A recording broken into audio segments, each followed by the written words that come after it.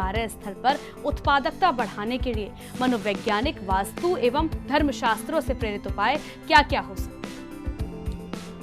हमारा लक्ष्य एक ऐसा कार्यस्थल बनाना है जहां हम सभी अपनी उच्चतम उत्पादकता और सकारात्मक के साथ कार्य कर सकें। इसके लिए मनोवैज्ञानिक, वास्तु, मोटिवेशनल पुस्तकों और हमारे धर्मशास्त्रों के सिद्धांतों का समन्वय करना अत्यंत लाभकारी हो सकता है। यहाँ कुछ महत्वपूर्ण और वैज्ञानिक रूप से प्रमाणित सुझाव दिए जा रहे हैं जिन्हें अपनाकर हम अपने कार्यस्थल में सकारात्मकता और उत्पादकता को बढ़ा सकते हैं। सकारात्मक सोच और आत्मविश्वास। सकारात्मक सोच और आत्मविश्वास का कार्यस्थल पर बहुत ही महत्व है।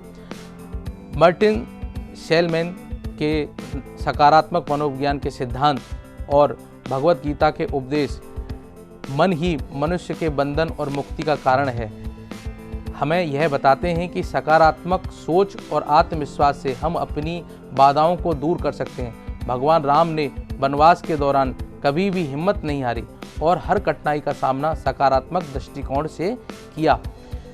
दूसरा है स्पष्ट लक्ष्यों का निर्धारण करें। स्पष्ट लक्ष्यों का निर्धारण सफलता का मूल मंत्र है। स्मार्ट टेक्निक जिसमें specific, measurable, achievable, relevant, time bound सिद्धांत का पालन करें। ऋग्वेद में कहा गया है, हे मनुष्यों, एकजुट होकर कार्य करो, संगठित होकर चलो और अपने विचारों को एक साथ मिलाओ। महाभारत में अर्जुन ने युद्ध के दौरान स्पष्ट लक्ष्यों को ध्यान रखकर कार्य किया। तीसरा यह है कि समय प्रबंधन करें।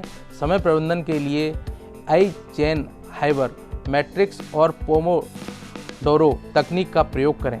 काल करे सो आज कर, आज करे सो अब, कबीरदास जी द्वारा यह कहावत कही गई है।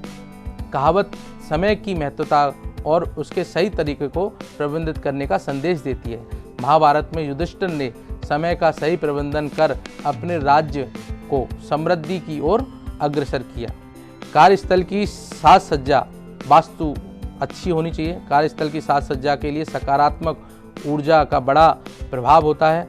उत्तर पूर्व दिशा में जल स्रोत रखें, जैसे फाउंटेन या जल का पात्र। सूर्य को जल अर्पित कर मानसिक शांति और सकारात्मक ऊर्जा प्राप्त करें। भगवान राम ने अपने कार्यों को हमेशा सकारात्मक ऊर्जा और मानसिक शांति का पालन किया। सकारात्मक वातावरण का निर्माण करें। सकारात्मक वातावरण के लिए अपने सहयोगियों के साथ सकारात्मक और सहयोगात्मक संबंध बनाए रखें।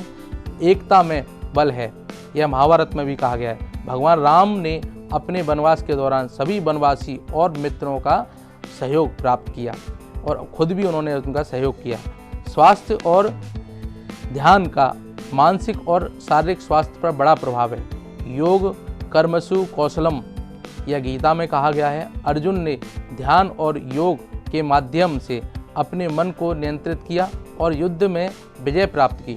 नियमित योग और ध्यान के अभ्यास से मानसिक शांति और ध्यान केंद्रित करने की क्षमता बढ़ती है। प्रेरणादायक उद्धरण और कहानियाँ पढ़ें। प्रेरणादायक उद्धरण और कहानियाँ हमें प्रेरित और उत्साहित रखने में मदद करती हैं। कार्यस्थल पर भी प्रेरणादायक उदाहरण लगाएं, जैसे सपने वो नहीं जो सोते वक्त देखते हैं, सपने वो हैं जो हमें सोने ना दें। तो यह डॉक्टर APJ अब्दुल कलाम द्वारा कही गई है। प्रेरणादायक कहानियाँ जैसे कछुए और खरगोश की कहानी निरंतर प्रयास और धैर्य की महत्वता को दर्शाती है।